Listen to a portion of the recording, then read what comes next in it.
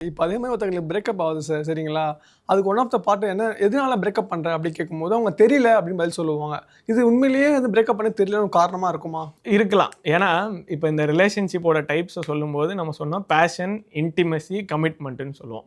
So இத வச்சே ஒரு சில டைப்ஸ் ஆஃப் ரிலேஷன்ஷிப்லாம் சொல்லுவாங்க.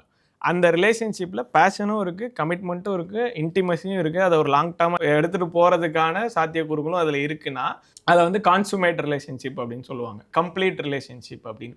இல்ல அதுல ஏதாவது ஒரு ஃபேக்டர்ஸ் தான் இருக்குன்னா, அதுக்கு ஒண்ணொண்ணுக்கும் ஒரு பேர் இருக்கு. வெறும் ஃபேச்சுவஸ் ரிலேஷன்ஷிப் அந்த மாரி ஒண்ணு சொல்லுவாங்க. ஸோ இப்போ எங்கே பிரச்சனையாக வாய்ப்பு இருக்குன்னா, அதில் வந்து ஒரு இன்டிமசி மட்டும்தான் இருக்குது. ஒரு எமோஷ்னல் இன்டிமசியே இல்லை. அதில் ஒரு கமிட்மெண்ட்டும் கிடையாது. வெறும் பேஷன் மட்டும்தான் இருக்குது. இல்லை வெறும் ஒரு ஈர்ப்பு மட்டும்தான் இருந்தது. அதுக்குள்ளேயே இதெல்லாம் வரதுக்கு முன்னாடியே அந்த ரிலேஷன்ஷிப் வந்து ஒரு மேரேஜ்லேயோ இல்லை ஒரு லவ்லேயோ கூட போய் முடிஞ்சிருச்சு அப்படின்னா, வேற எந்த விதத்துலையும் இவனை நமக்கு பிடிக்கலையே, இல்லை இந்த பார்ட்னரை நமக்கு பிடிக்கலையே, அப்போ இதில் நமக்கு வந்து ஒரு இதை சொல்லுவாங்கள்ல, லவ்ன்றதே ஒரு ஹை, இல்லை லவ்ன்றது ஒரு கமிட்மெண்ட்டு அப்படின்னு சொல்கிறாங்களே, அந்த கமிட்மெண்ட்டே வரலை அப்படின்னா அதுக்கு ஒரு காரணமே இல்லாமலே கூட அதில் ஒரு இன்ட்ரெஸ்ட் இல்லாமல் அதை கண்டினியூ பண்ண முடியாமல் போகிறதுக்கான வாய்ப்புகள் ஆக்சுவலாக இருக்குது. இப்படி